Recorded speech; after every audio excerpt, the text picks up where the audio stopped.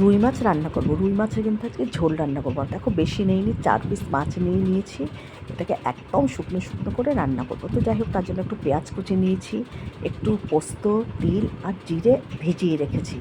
তো বাটতে সুবিধা হবে, এটা হাতে বেটেই করবো। তো যাই হোক, ছোটো ছোটো দুটো পেঁয়াজ নিয়েছি, একটু পেঁয়াজ কুচি নিয়েছি। তো মাছগুলো ভেজে নিয়েছি আগে।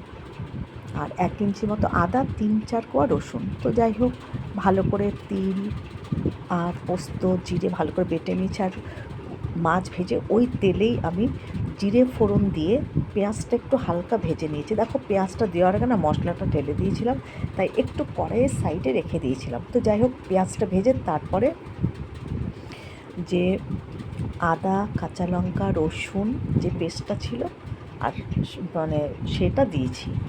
আর এদিকে তিল, পোস্ত এগুলো বেটে রেখেছি আলাদা। তো এই মশলাটা আগে আমি কষিয়ে নিচ্ছি পেঁয়াজ দিয়ে, পেঁয়াজ জিরে এগুলো। তারপর আমি ওই পোস্ত আর তিল বাটাটা দেবো। তো যাই হোক, বড় একটা টমেটো দিয়ে দিয়েছি, ভালো করে মশলা কষিয়ে নিচ্ছি। আর এই যে তিল, পোস্ত আর সামান্য এর মধ্যে একটু জিরেও আছে, এটা ভালো করে হাতে বেটে নিয়েছি।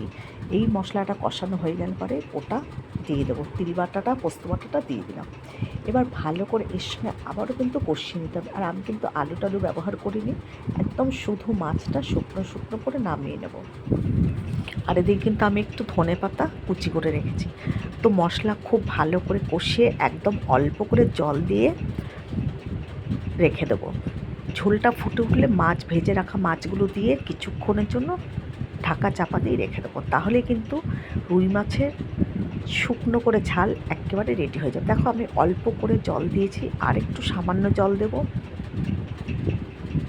একেবারেই আমি মানে গ্রেভি রাখবো না, শুকনো শুকনো থাকবে।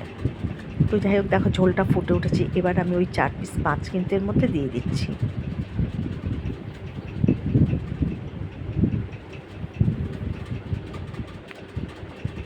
এবার পুরো মানে এটা এবার ঢেকে রেখে দেবো কিছুক্ষণের জন্য। গ্যাসটাকে কিন্তু কমিয়ে রেখে দেবো। একটু ভালো করে ফুটে উঠলেই ধনেপাতা দিয়ে নামিয়ে নেব। তো থালা দিয়ে দিয়েছি, একটু ঢাকা চাপা দিয়ে কিছুক্ষণ হতে থাক। এবার দেখো, এই দেখো আর একটু টানাবো। এবার একটু মাছটাকে উল্টিয়ে দিচ্ছি।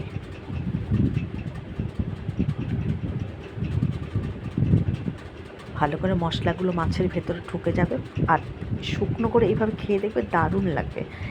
যেটুকু দেখা যাচ্ছে ঝোলটা, এটা কিন্তু আমি রাখবো না, এখনও কিন্তু হবে। আবারও কিন্তু ঢেকে রেখে দেবো কিছুক্ষণ জন্য। ওপর দিয়ে আমি একটু কাশ্মীরি লঙ্কার গুঁড়ো দিয়ে দিলাম, জাস্ট একটু কালার হবার জন্য। একটু নাড়িয়ে চাড়িয়ে মিশিয়ে দিচ্ছি এটাকে। মেশানো হয়ে গেলে পরে আবারও থালা চাপা দিয়ে ঢেকে রাখবো। তো এবার দেখছি কতটা হলো।